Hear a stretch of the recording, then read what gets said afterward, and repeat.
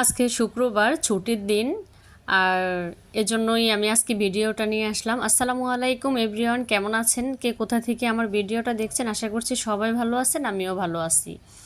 এই chia seed আমি 1 মাস খেয়ে 15 কেজি ওয়েট লস করলাম আলহামদুলিল্লাহ। এই চিয়া সিড আকারে ছোট হলেও কাজ অনেক বড়। আমার যেহেতু কোষ্ঠকাঠিন্যর প্রবলেম আছে, এজন্য আমি এই চিয়া সিড খাই প্রতিদিন সকালে খালি পেটে। এটা আমি আগের রাতে ভিজিয়ে রেখে দিই, তারপরে সকালে গরম পানি, কুসুম গরম পানি দিয়ে লেবু মধু দিয়ে তারপরে আমি এটা খাই। এটা খাওয়ার পরে আমি বেশ উপকার পেয়েছি। আমার কোমরে হাঁটুতে জয়েন্টে জয়েন্টে ব্যথা ছিল, সে ব্যথা ভালো হয়ে গেছে। আর এটাতে আছে fibre, protein, magnesium, calcium, vitamin আর ওমেগা 3 ফ্যাটি অ্যাসিড। এই চিয়া সিড খেয়ে আমি অনেক উপকার পেয়েছি। বাসায় নর্মাল ডায়েট করে আমি 15 কেজি ওয়েট লস করলাম আলহামদুলিল্লাহ। তো আমি কারোর ভিডিও দেখিনি, আমি নিজে একা একাই নিজের ওয়েট লস জার্নিতে নেমে পড়লাম আর সেখান থেকেই আমি সফল হয়েছি আলহামদুলিল্লাহ। তো প্রতিদিন আর ভিডিওতে দেখানো সম্ভব না, এজন্য আজকে আমি শুক্রবার ছুটির দিন ভাবলাম আপনাদের সাথে আমার ওয়েট লস জার্নিটা শেয়ার করি। এই তো এজন্য আমি দেখিয়ে দিচ্ছিলাম। এখানে আমি প্রতিদিন যেই প্রসেসিং করে খাই ওই প্রসেসিংই আমি আপনাদেরকে দেখিয়ে দিলাম। এবার এটা সম্পূর্ণ রেডি খেয়ে ফেলার জন্য। আর সাথে ছিল কিছু ফ্রুটস। খাওয়ার আধা ঘন্টা পরে এই ফ্রুটসগুলো খেতে হয়। আর চিয়া সিড খাওয়ার পরে প্রচুর পরিমাণে পানি খেতে হয়, যেহেতু এটা পাচকতন্ত্রে যায়, কোষ্ঠকাঠিন্য দূর করে। আর এতে প্রচুর ফাইবার আছে, এজন্য এটাকে আমরা প্রচুর পরিমাণে পানি খেতে বলি। আর দেখা গেছে যাদের রক্ত পাতলা, তারা এই চিয়া সিডটা দয়া করে খাবেন না, তাহলে ব্লাডটাকে আরও পাতলা করে ফেলে। আর আমি আমার মেডিকেল টেস্টে সব দিক থেকেই আমি ফিট আছি, এজন্য আমি এই চিয়া সিড বেছে নিয়েছি, আমার কোনো সমস্যা হয়নি।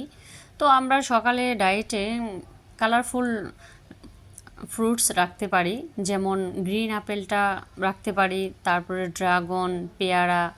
আর সিজনাল যে ফ্রুটসগুলো আছে আমরা তারপরে এগুলোই আমরা খেতে পারি।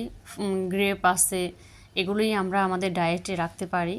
শুধু ভাত খেলে আমাদের ওয়েট বাড়ে, পেটের মেদ ভুঁড়ি বাড়ে, এজন্য আমাদের ফ্রুটস খেতে হয়। তো আমি বাসায় যে ফলগুলো আমাদের সবসময় কম বেশি ফ্রিজে থাকে আনা হয়, ওগুলো দিয়েই আমি নর্মাল ডায়েট করে আমি 15 কেজি ওয়েট লস করতে পেরেছি।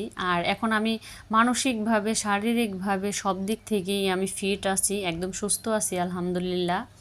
তো আমি সবাইকে বলবো যে আপনারা সবাই আসলে ডায়েটের দিকে মন দেন।